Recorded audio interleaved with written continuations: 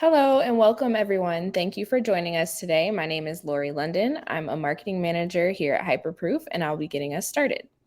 Today, we'll be talking about cyber insurance and how compliance professionals should approach the question of whether or not to purchase a policy. We'll discuss the current state of cyber insurance, the business argument for why you should or should not get cyber insurance, and how to demonstrate control, implementation, and efficacy if you do purchase cyber insurance. A bit of housekeeping points before we get started. If you have any questions, please do put them in the Q&A box throughout the presentation. Our presenters will answer all of the questions in the final 15 minutes of the event. If you're having any problems with audio or visual during the event, please try leaving the presentation and re-entering. If this doesn't work, please let us know that you're having trouble in the Q&A box. The event is being recorded. It will be available on demand on our Bright Talk channel following the closing, and attendees and registrants will receive an email with a link to the on-demand event as well. Without further ado, I'd like to introduce Kane McGladrey, Hyperproof's Field CISO, and Shay Colson. Fantastic. Thanks for having us on today, Lori. And Shay, great to see you. Glad that we're able to do a webinar together. Likewise. Looking forward to it. So we'll get this kicked off again. If you do have questions, we do have 15 minutes at the end of the presentation. With that, are they advancing? There we go. That was just a really slow advance. My apologies, everyone. Get the hiccup out of the way early. Yeah, we got this out of the way. Yeah. All right, cool. So today we're going to be talking you through the current state of cyber insurance, how to make the business decision of whether or not to buy cyber insurance, and then understanding what insurers will ask of you if you do decide to purchase cyber insurance. And the reason you're here today is because you have several options for cyber insurance. And realistically, you'd like to choose the best option for your business, but you're probably wondering how to navigate all of the options that are out there. So today, we'll be talking through what you need to understand about the cyber insurance market and about your business to make the right call on whether to buy or not to buy. We'll also help you explore your own risk management and risk tolerance and to identify what tools are available to help you make informed decisions. So let's kick it off by discussing the current state of cyber insurance to get a better understanding of the market as a whole. So our first question to really consider is why cyber insurance matters. Who actually needs it, and why would a business need cyber insurance? Well, if you look at the news headlines here, cyber insurance has become increasingly important due to a rise in cyber attacks in recent years targeting companies of all sizes. In response, insurance carriers are trying to better understand how to model and how to price the risks that they're covering. Shay?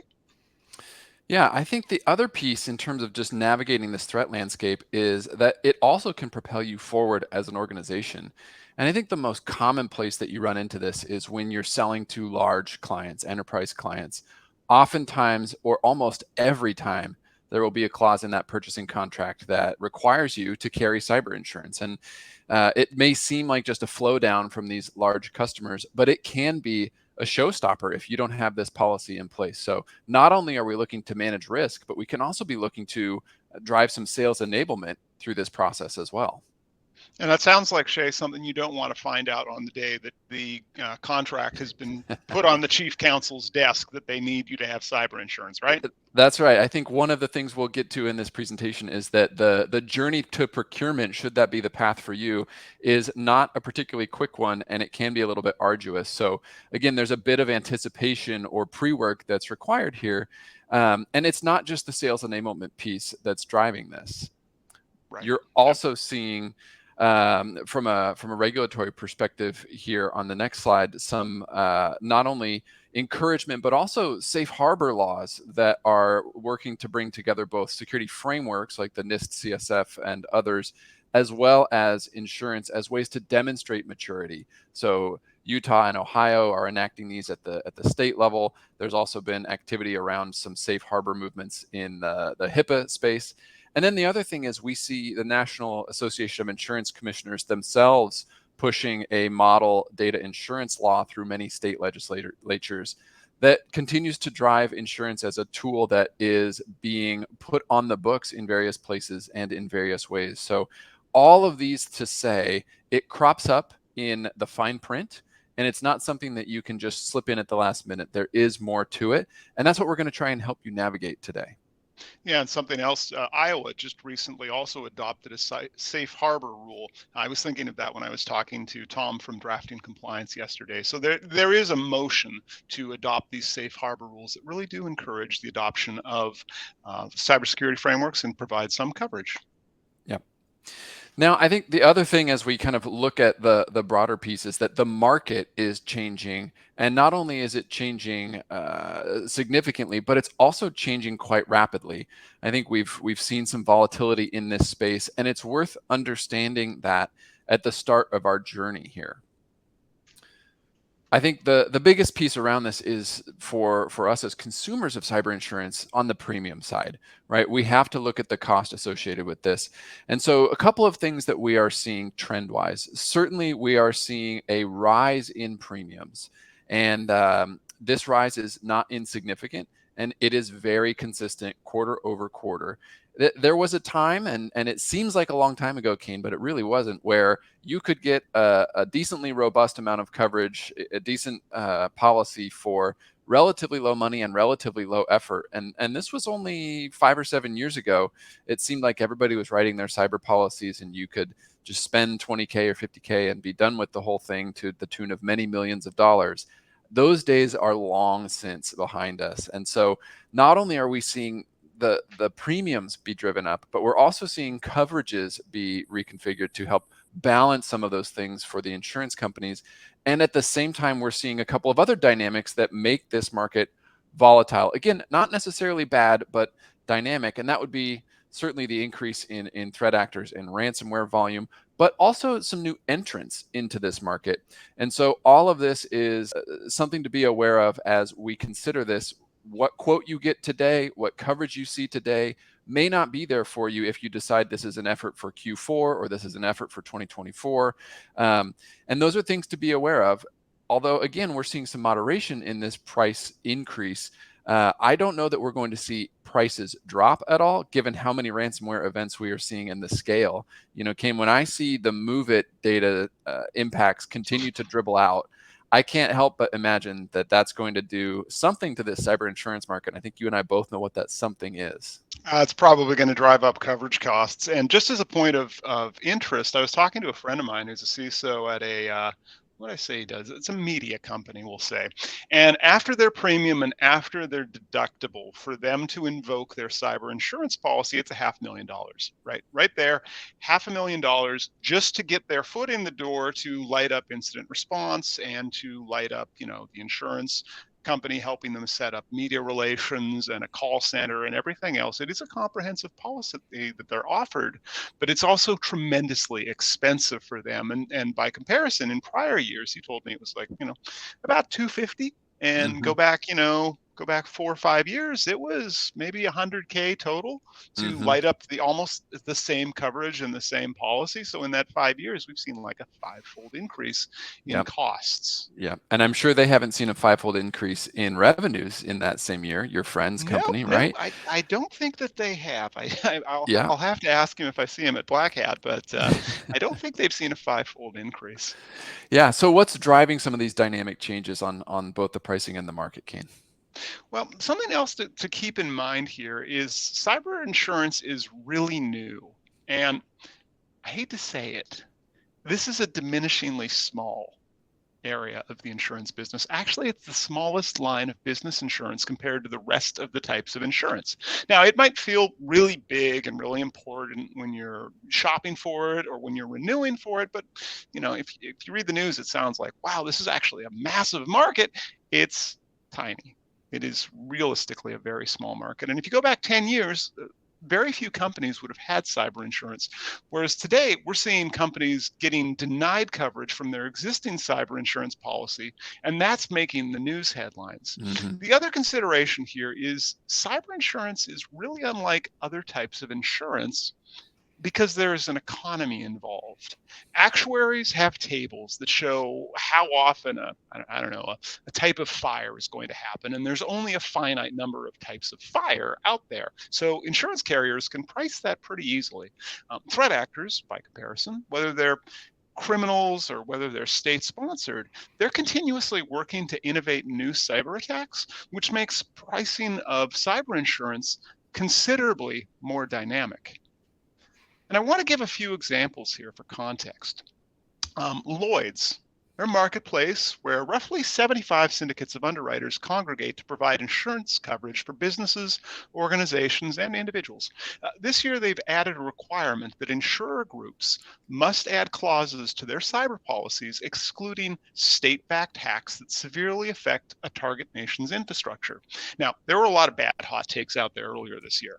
This exclusion should not affect your business if you are ransomwared by Russia. However, if it will apply if a whole nation gets ransomware like we saw earlier this year. And the move is designed to ensure that carriers are clearly stating what they will and what they won't cover, because the ability for a state-backed attack to spread and cause damage could cause systemic risk in the insurance market if they're catastrophic in size. The other example I want to give is Merck, because this one has a big number associated with it. So a New Jersey judge last year ruled in favor of Merck, deciding that it was entitled to payouts from its insurers after the 2017 NotPetya cyber attack. Now, Merck had ultimately said that attack cost them $1.4 billion. Again, that's billion with a B, $1.4 billion to recover from, but the company's property and casualty insurers initially denied the claims on the basis of the war exclusion. And in that particular case, the judge said Merck couldn't reasonably expect it to know that war exclusions would apply to such an event, essentially declaring that a common active war exclusion doesn't cover cyber attacks, and reminding the insurer, look, you've had a lot of time to update the war exclusion if they were worried about cyber attacks. My favorite part of that case ultimately was in court. The judge pulled out a dictionary and read the insurance carrier the definition of the word war. I don't know if you saw that, Shay, but that was that was a fun moment if you watched a lot of court stuff. No, I didn't see that, but I did see a headline. I didn't read the article that this was going to get revisited a little bit here, this particular case. And then the other thing just to look at in the timeline is it took until last year for this 2017 event to finally work its way through. So I think that's the other thing to think about is, Merck can maybe support 5, 7, 8 years worth of litigation. A lot of companies can't. So another piece to be mindful of. Yeah, that's a good point. They failed in the district court of appeals, and I understand it's going to the Supreme Court. So New Jersey Supreme Court is, I believe, where it's going first before it goes any higher. And they, of course, have a reason to deny the claim because $1.4 billion is probably going to go on to their reinsurance for the insurance companies, not something that they just happen to have laying around, under the sofa cushions. So now that we've got a better understanding of the current state of the market, I want to dive a little deeper into what cyber insurance actually covers, the case for buying it, and the case against buying it so that you can make the best call for your business. So now that we've got a better understanding of the current state of the market, I want to dive deeper into what cyber insurance covers, the case for buying it, and the case. Oh, I think I've got a duplicate speaker's note there. That's all right. I'll take this one. You sort out the speaker's note. So I think the point here, especially with this piece around not buying it, is that cyber insurance is not a one-size-fits-all concept. The policies are not the same. The coverages are not the same.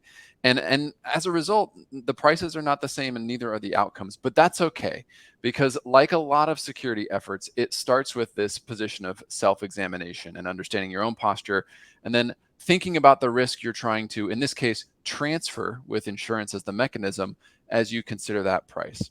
So let's talk about some of the things that insurance covers or doesn't cover. I think it's a common, it would be convenient to think that cyber insurance covers everything related to a cyber incident. And you can certainly buy policies that have a tremendous amount of coverage. You will pay for that coverage. But I think what they cover and how they cover it are worth understanding. So for example, a lot of common response capabilities from both a forensic analysis and incident response capability are built into a pretty commodity cyber insurance policy. They panel different providers, whether that's law firms or forensic firms, negotiate those rates, ensure that there's availability in place for clients, and give you a phone number to call in the event of an incident. That is a pretty commodity, pretty common set of coverage. There's other things, however, that you need to think about that you can either bolt on or negotiate as an overall package. And that may be something like recovery of data and systems as a result of loss or destruction of a cyber incident. It might be for the cost of the downtime, right? A business interruption coverage due to this cyber event, which depending on the extent of the event could be weeks or stretching even into months, particularly if you have some other factors at play, like an IT, OT, IoT type of a play, or you've got manufacturing or multiple sites or things that complicate resurrecting your network. The cost of data breaches can be covered as part of an insurance policy, including the notification costs, some of the PR handling. To your point about your friend at the media company, those sorts of services are, I think, important to understand as you think about responding to these events, because you've got to get it right. Once you start making those public statements, it is a slippery slope. The other thing is legal services, right? Whether this is regulatory implications and those sorts of fees, or litigation and those sorts of fees. All of these can be bundled into a cyber insurance package, but it starts with understanding your own posture and what risks you're trying to actually mitigate through this transference. So the start of this premiums research and this policy coverage research really starts with some of these internal mechanics. And once you have that understanding of your own risk profile, and I think the risk tolerance that your organization has, which varies widely, I think the next step is to dip your toe in this market. And the way to do that is not by going to a carrier themselves, but by leveraging a broker. Brokers typically have access to multiple carriers, and as well, they have access to multiple sets of pricing, but they also have an understanding of those dynamics in a much more current state. Who's writing what, who's hungry for business, who makes good on their claims, who's going to drag their feet in court. These are all things that a broker can help you navigate. And again, cyber is a specialty line of insurance. So as you look at these broker relationships, it's not enough to just say, hey, do you write cyber policies, or can you help me place this cyber policy? Try and get an understanding of how many cyber policies have you placed this year? How many cyber policies like mine or in the range of coverage of mine do you place in a typical year? Did you place last year? And if it's a handful, you may want to look for a broker who can give you an answer that is a little more comforting, that they're doing dozens a month, that they're doing 100 a year, so that they really have an understanding of how this market works, because that's what's going to be critical in driving that value back to your business, which is essentially what we're trying to do through this insurance policy. Yeah, and there are really a lot of choices that are out there. So again, don't go directly to the carriers, and asking the broker not only for similar types of policy, but what the responses have been like what has the insured's invocation of their policy, what's that response time like? Was it what they expected? Are they considering changing as a direct consequence of that? If they're willing to share those details, that's advanced information that you want to have, because you don't want to have the company that sells you a very cheap product and gives you a very cheap service in response. This is the last time that you want to be, writing the 1 out of 5 stars Yelp review for your experience with your insurance broker, because you're already going through a stressful time. Yeah. And I think the other thing to help, constituents on this webinar navigate this is that it's useful to recommend to everybody else and remind yourself that this is a business decision. I think so often cyber insurance kind of gets shunted off to the IT folks or maybe the cyber folks. It sits with either the CISO or the CIO, CTO, because it's a technical thing. It's a technology thing. It's a cyber thing.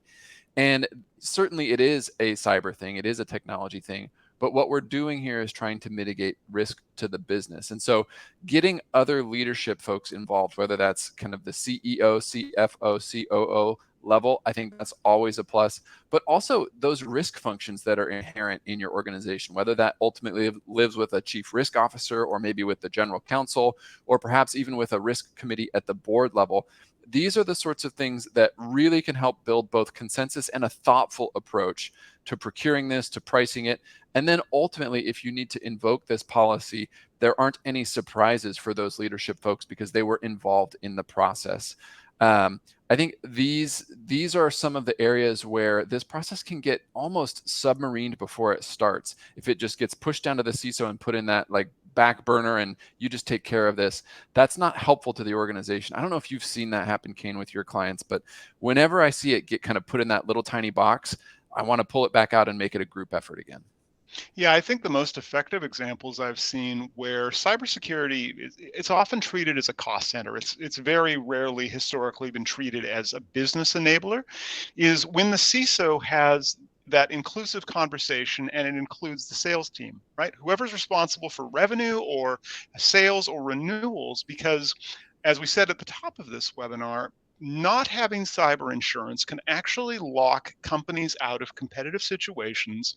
And so if the sales professionals have a voice at the table and can say, look, here's kind of the coverage we're seeing contractually being required of us as a vendor or a service provider or whatever your company does, being able to have that conversation when you're either in your application process or your reapplication process is a key part, because if you miss that, you're going to hear later that so-and-so didn't want to talk to me about when we were doing the cyber insurance renewal, Yeah. and now we're missing this X million-dollar deal. They're going to hang your head on it. It's not going to be a good feeling. So again, this is one of those complex inter-organizational dynamics that you have to navigate. This is not exclusively, even though we say it's cyber insurance, this is business insurance, and we have to treat it as such. Yep. And it's not just the X million-dollar deal that you might lose out on. It's that requirement for X, Y, Z $1 million worth of coverage that if you miss that, you're going to have to either go back for a new policy, add some kind of a rider, or some other way to figure out this problem so that you can meet that bar for your big client. And so it is this kind of delicate balance of forecasting and reality checking that comes together at the intersection of procuring this policy.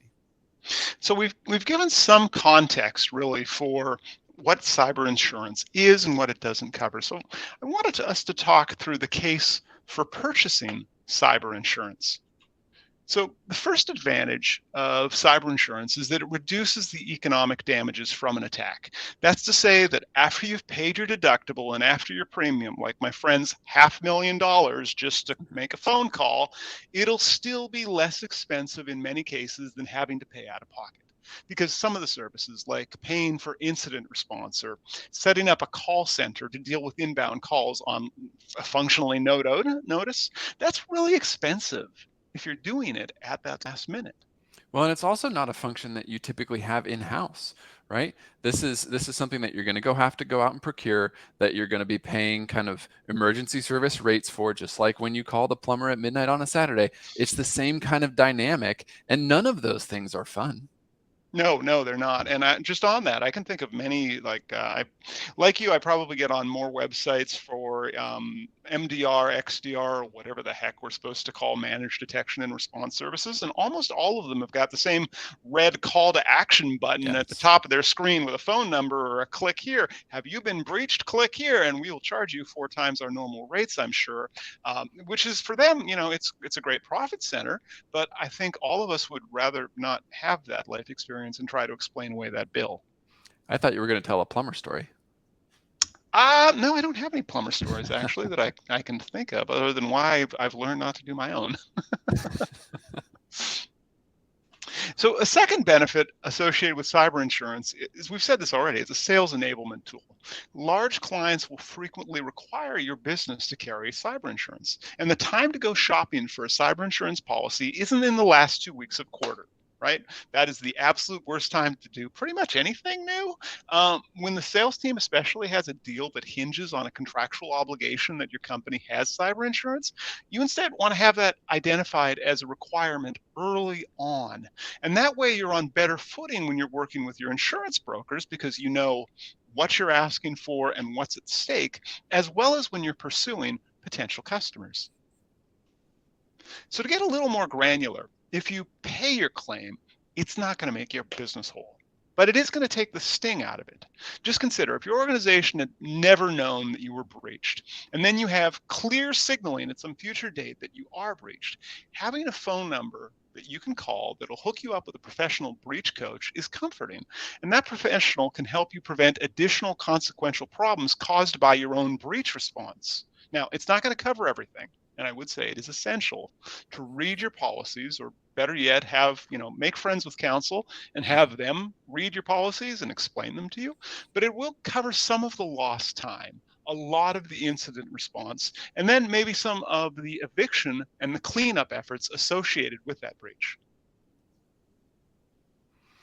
Yeah, and I think kind of the overarching theme here is this alignment of insurance to risk. And so that really does start with this self-examination, and it's important to think about what the risks actually materialize as, right? So we're not talking about, oh, somebody gets spearphished, or we have a critical vulnerability in one of our systems. That's not what we're talking about. We're talking about this so what piece of this. Someone gets spearphished. So what? You have this critical vulnerability. So what?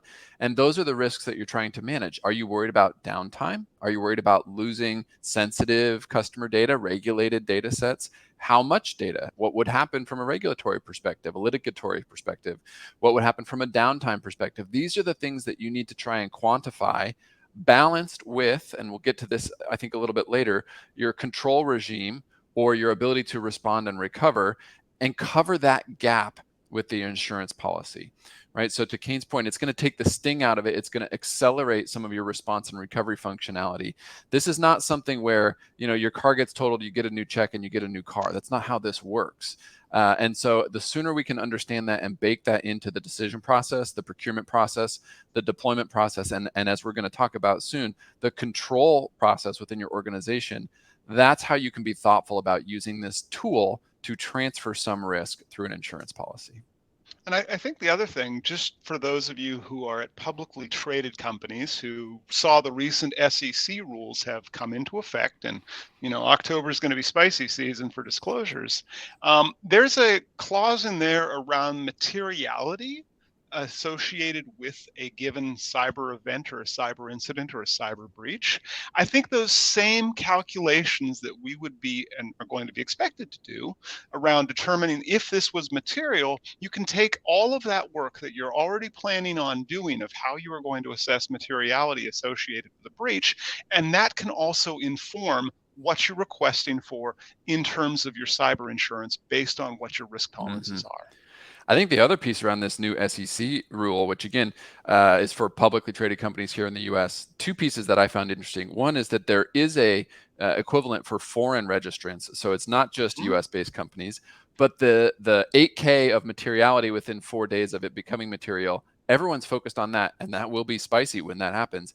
I actually think the most interesting stuff is going to come from this annual disclosure around how you're managing cyber risk at the board level, from a leadership level, from a program level, because these are the same sorts of conversations that are going to drive the insurance policy. But now every publicly traded company, from the biggest to the smallest, and most publicly traded companies are actually quite small, are going to have to tell their cyber story every year in an annual disclosure to the SEC. And how that comes together is going to be super interesting, because you and I have both seen behind the curtains, and there's a wide range of capabilities, even for publicly traded companies. That's very true. And we could probably spend a good hour just talking about SEC matters, but we're talking about insurance. My point was just basically the same maths that you're going to be doing with counsel to figure out, like, what would materiality look like? Use that for when you're planning for your cyber insurance. Yep.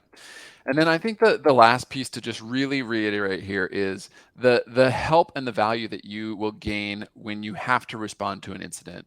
I think we've all heard the kind of common trope of it's not a matter of if, but when you get breached. I think the reality of the range of cyber events is such that you are going to have to do some sort of a response at some point. And the ability to get on the phone with somebody for whom this is the 75th response case they've worked this year and just handle it like a normal Tuesday, when for your company it is the most challenging day of its potentially entire life, is a benefit that is hard to quantify. When you have a number that you can call, that someone answers and they know what your coverage is, they know what your capability sets are to deploy, and they have resources in hand and can handle that very smoothly in your moment of need, it is really tough to discount that. And if you don't have it, you're going to feel it immediately. And the point that you made earlier, Kane, about not making missteps in your response, that's the challenge, right? It's the things you don't know because you don't respond to incidents on a daily basis like these lawyers, like these IR firms.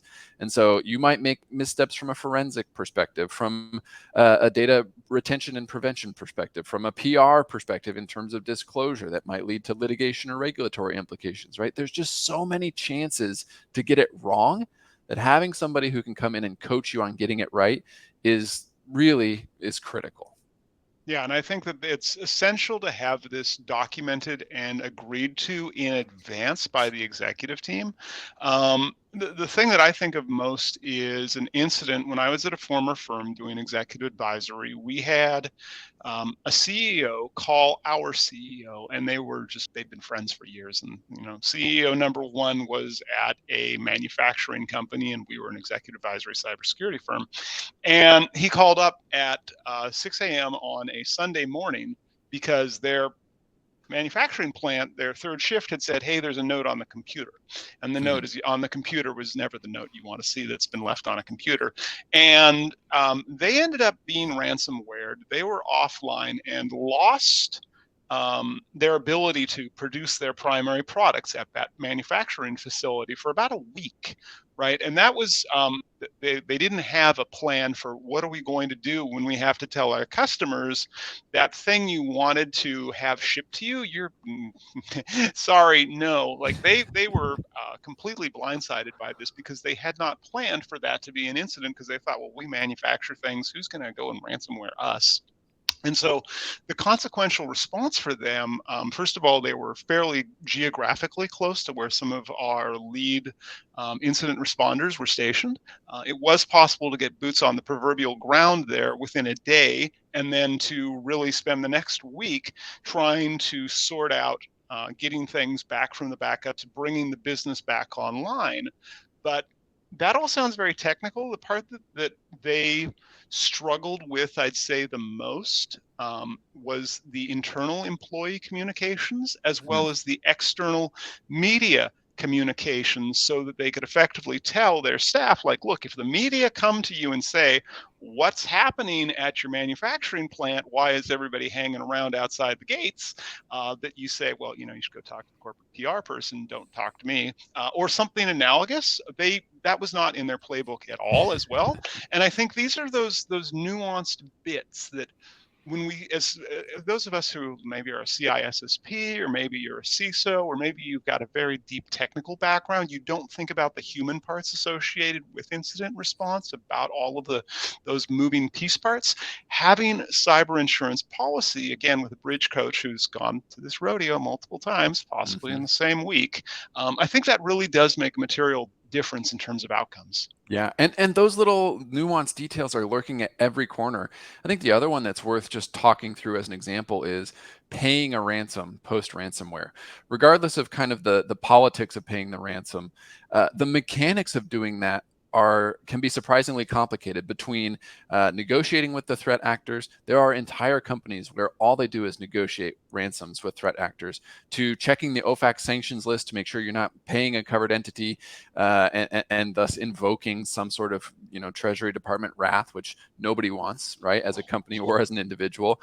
Or even some of these regulatory changes. The current proposal in the New York Department of Financial Services cyber regulation, the Second Amendment that's out for comment right now, includes you need to notify the superintendent of the NYDFS if you pay a ransom.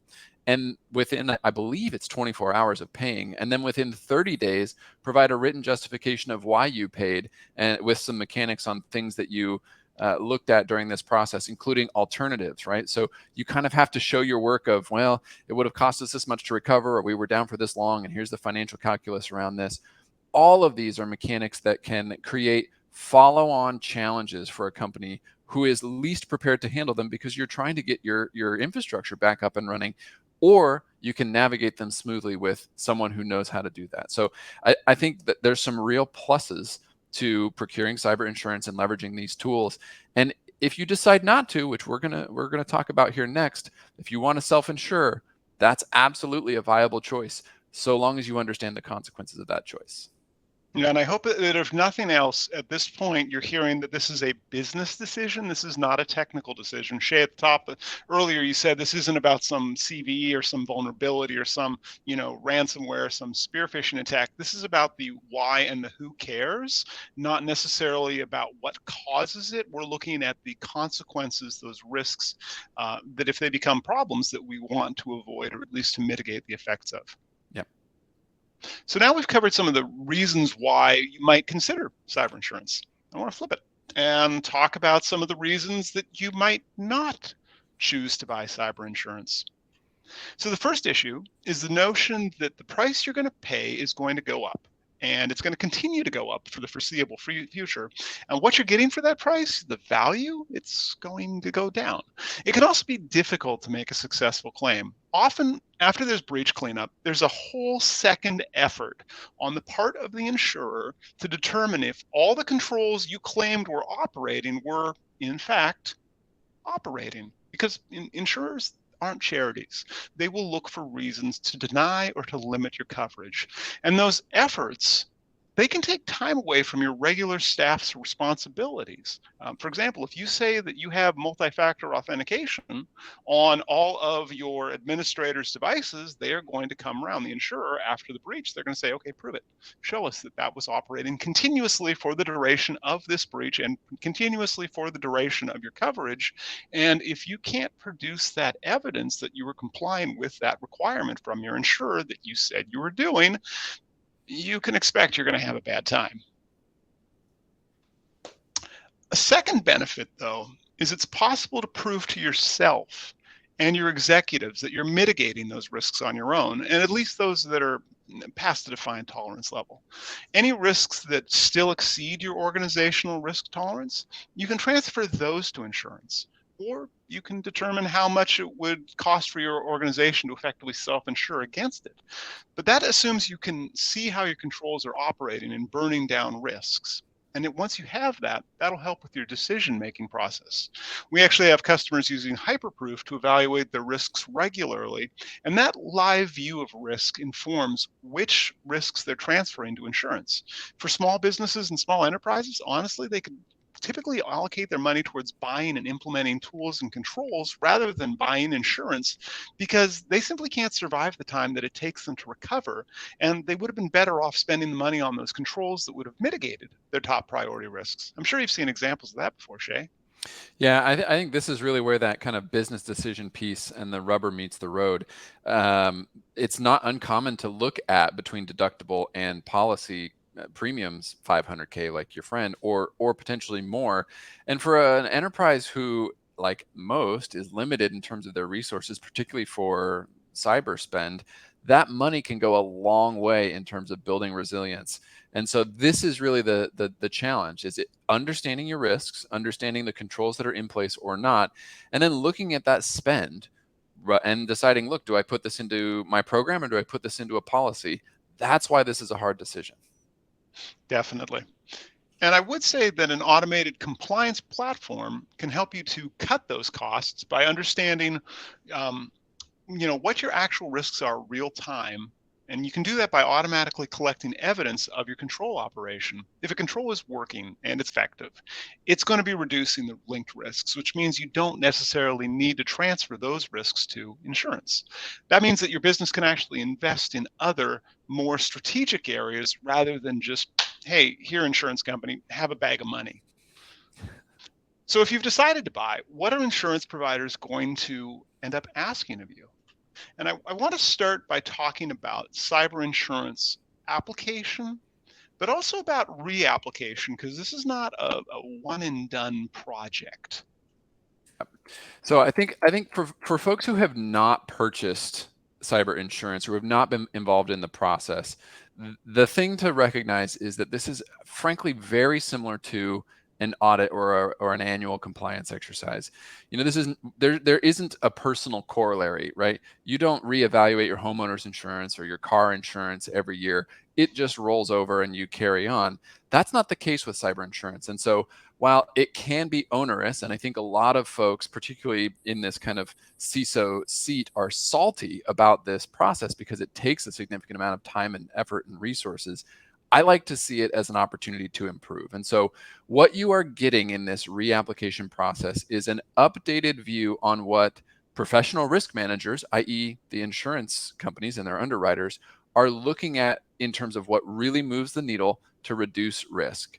In a world before ransomware, or in a world where ransomware wasn't nearly as common, the questionnaires were 1 page, 2 pages, right? And they wanted things like backups. They cared about things like how many servers do you have, how many endpoints do you have, and they would just kind of quantify it that way.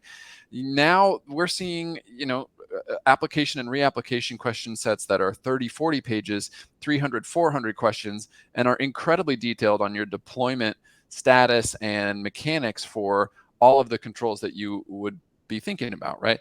MFA, email protections, training for not only your users, but for your folks with elevated privileges like developers and admins, your recovery and backup capabilities, including your RPOs and RTOs, right? How long is it going to take you to recover? How much data are you willing to lose in that recovery point objective?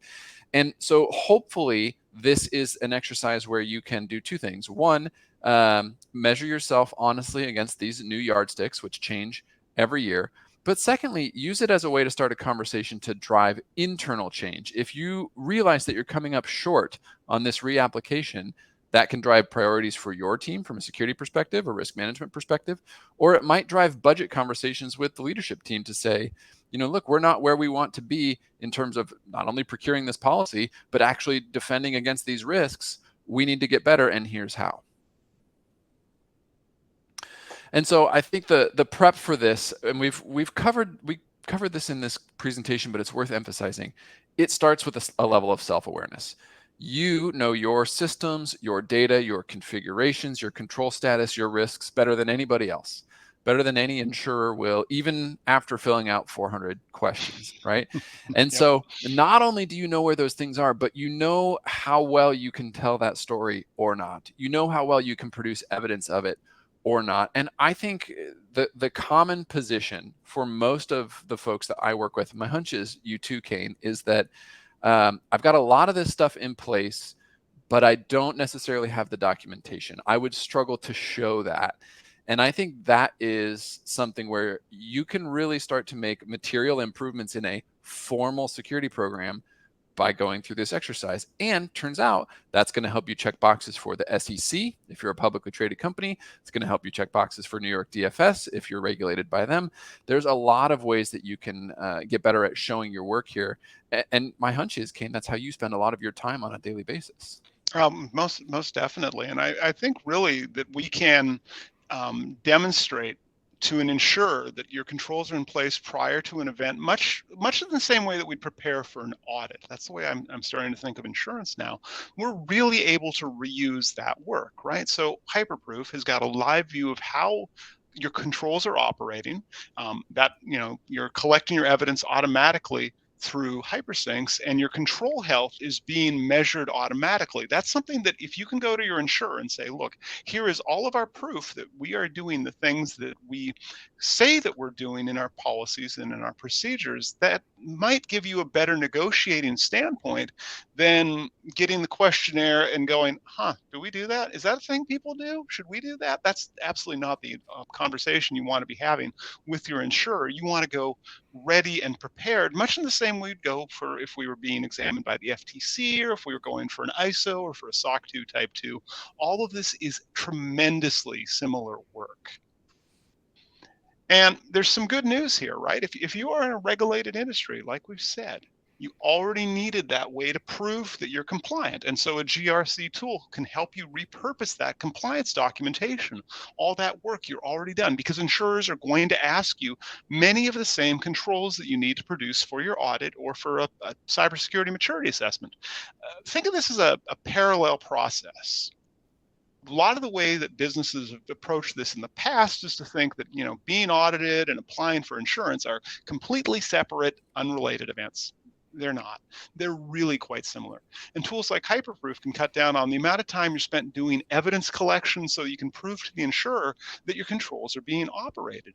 And if you think back to my examples from earlier about how insurers want to functionally deny coverage, that same evidence that your auditor wanted to sample for evidence of control operation is the exact same evidence that your insurer will be asking for after there's a breach. So if you're collecting that and testing it regularly, it's really minimal work to share that information back to your insurer.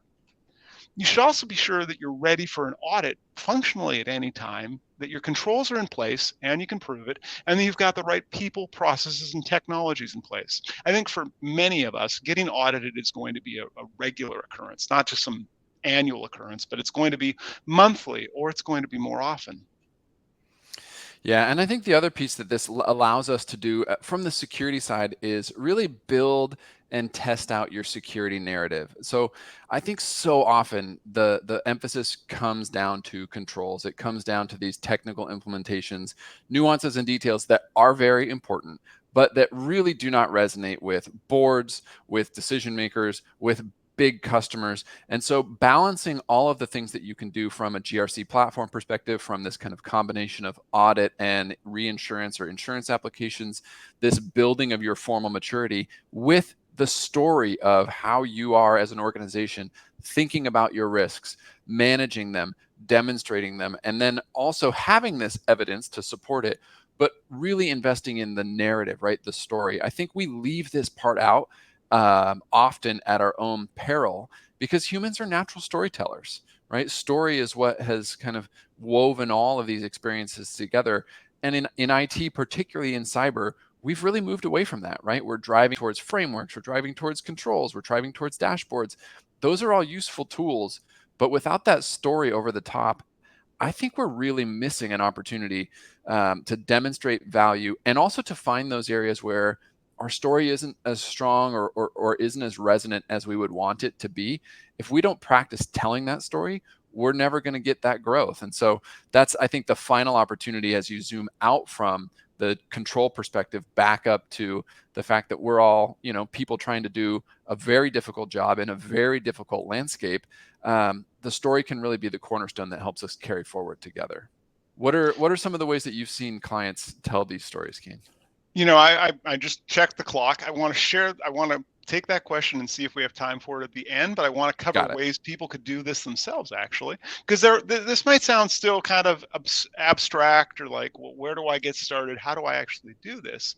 The first thing I'd recommend is starting by implementing continuous and automated evidence collection. So your staff don't have to go find artifacts, whether you're preparing for an audit, whether you're preparing for an insurance application. If you're already collecting and testing your evidence, which is your next step, right? That way you get alerted if a control isn't operating effectively. After that, I'd recommend linking your risks to those controls in your risk register and establishing your risk tolerance. And that's going to help you determine which risks are above the line and that you should transfer to insurance. And finally, like we've said, you can reuse that same evidence you're collecting for insurance and compliance. You can do an annual security assessment to see how close you're tracking to your cybersecurity roadmap. And you don't need to do this all at once. This is a stepwise process to get started, but you can use it to evaluate your roadmap for future work. And you'll spend less time on audits and risk operations, but it'll also make your insurance questions about business problems and about facts, not about subjective, viewpoints that you don't have any basis to make a decision with. So as we come towards the end of today's webinar, at the start of our presentation, we talked about the current state of cyber insurance, which keeps changing, the business decision of purchasing cyber insurance, and then understanding what insurers will ask of you and how we can prepare for those questions. So with that, I want to thank everyone for spending part of your day with us. And I've seen some questions come in. Lori, which questions do we want to start with from the audience? Well, I think I'll start with this one. It says, because it is on virtually all lists of cyber insurance brokers, carriers, minimum practice requirements, any thoughts on TPRM or third-party risk management to cover the numerous 50 to 100 plus mission critical secondary and tertiary third-party service providers or other vendors? Shay, you want to take a swing at that one first before I weigh in? Yes. In a former life, I spent a lot of time in this third-party risk management world. So there's a couple of things that I think can really help an organization grapple with this. I think the first is a risk tiering of your own vendors, right? Figuring out what the mechanics are, whether it's volume of data, type of data, level of access to your network, to your systems, some way of tiering those so that you don't have to apply the same sort of a treatment plan to every type of vendor. And so you're going to have your tier ones, and a lot of us are going to have the same tier ones where, frankly, they're not going to do anything other than show us their, SOC 2, their ISO, their, full SIG, whatever it is. And the Amazons, the Microsofts, the Googles, they're going to give us their package and be done. I think it's in those tier 2 vendors where we really have the opportunity to be thoughtful about this, which is smaller vendors who are critical to us as an organization, where we have a level of understanding of their implications for us, and then our understanding of their cyber program. So that is the focus. If you think about this pyramid, tier 1's at the top, then tier 2, then maybe tier 3, understanding what you care about for those customers, how you assess that from either a questionnaire perspective or a contractual perspective, and then the cadence, right? So are we assessing them once a year, once every other year, every 3 years for maybe these low risk vendors? And then how do we manage changes in those risk tierings? So how does a vendor move from tier 2 to tier 3, tier 2 to tier 1? If you can define those things and give yourselves this classic kind of low, medium, high, tier 3, tier 2, tier 1 bucket, that will reduce the level of effort for the TPRM team significantly. And then you can start to wrestle with, okay, do we use an off-the-shelf questionnaire? Do we just do like an external scan for some of these vendors? Do we build our own content? Do we go on site? All of those questions are much more manageable when the universe of vendors is constrained. I don't think I have anything to add to that one, Shay. That was a great answer. Lori, what other questions do we have from the audience? Sure. So it says, how long before my renewal should I start the process of searching for the right cyber insurance? So I want to go with this one first, and then Shay, you can probably weigh in as well. I'd say that if you have an annual renewal process, setting a reminder at about the 6-month mark, and that might seem a little bit early, but I'm also the guy who starts writing a cybersecurity budget for next year in July rather than in November, when a lot of people are trying to do that, because realistically, you don't have the time at the end of the year. So my recommendation, and Shay might have a different one, is start about halfway through the year, start having those conversations with your business partners. Talk to the CEO, talk to whoever your sales leadership team is, talk to your chief risk officer, talk to counsel, find out what's going on in the evolving jurisprudence, as well as for privacy practices, to see if our insurance policy needs to change. Let's incorporate that feedback now. And by giving myself 6 months, some of those people are going to be on holiday. Some of those people are going to be too busy, or they're going to want to think about it, they're going to want to get back to me. So by giving them that professional courtesy of like, look, let me know in the next month or so ish, that gives me enough time to actually correlate all those so that I can go to my broker and have a fact-based conversation, rather than, the panic Slack message at 3 p.m. on a Friday that says, we're going to renew our cyber insurance policy. What do we need? Right? Because that's just a terrible outcome. Yep. Shay, what have you seen in the space? I think there's 2 other things that would be worth considering for those who are just looking for a practical, like, brass tacks, when do I have to do this? If you're not making major changes, if you're just kind of renewing and you've already got a policy in place with a carrier that you like, I think a month is the minimum to get this done start to finish and not skip any beats in terms of coverage. If you are making changes, if you are adding coverage, if you are looking to expand, if you've made some acquisitions in the past year and you're trying to consolidate 2 or 3 different insurance policies, I think you need at least a quarter to get that done. So if it's status quo, you can do it in a month if you really need the time, and we're all struggling for prioritized time. If there's deltas that you're wrangling, you need a quarter. Fantastic. Lori, other questions from the audience? These are great questions. Thank you for everyone who sent them in. Sure. If I have controls that are in flux right now and that will be in place when the policy activates, how do I answer those questions? Oh boy, that's a great question. First of all, whose controls aren't in flux? Go ahead, raise your Yeah, hands right. if your controls are in flux perpetually, because that's kind of the way of the world. Shay, my unprofessional opinion is that they have to be in place from the time that you sign the contract to the time that the contract or period of coverage ends. But if they're in flux up to that date, according to me, that's probably reality. What do you think? Yeah, I think it is reality. I think you want to be careful around what you put on your application for a couple of reasons. One is that it can be difficult to anticipate those timelines. So you may be surprised. They may get it done sooner before your controls are in place, or there may be something that happens between application and underwriting that kind of puts you on the spot there. The around your starting point to the last question, if you give yourself that 6 months, you can understand what I need to back into in terms of control deployment, project completion dates, and other things that puts us in that strong position to complete the application. But as a general rule, the more honest you are on the application, the better you're going to be if you have to invoke it. Love it. Love it. Honesty on insurance applications and reapplications. Lori, do we have other questions? It looks like we do have at least one more. How do I balance between painting an accurate picture and the best picture in my application? Ooh, boy. I mean, that's a great question. That is a totally legitimate question, right? Yeah, I'm think there's some nuance in there because you want to present a realistic portrait of your business with your insurer. And I'd say that you should go for realism as opposed to a rose-tinted glasses version, because if it comes out after the fact that you were not operating your controls effectively or that your controls were not entirely deployed, you're ultimately going to give the insurer reason to deny coverage or to deny or limit partial coverage associated with your claim. And that'll only come out after the breach has happened, after you've invoked insurance, after you think everything's all done and everybody's happy.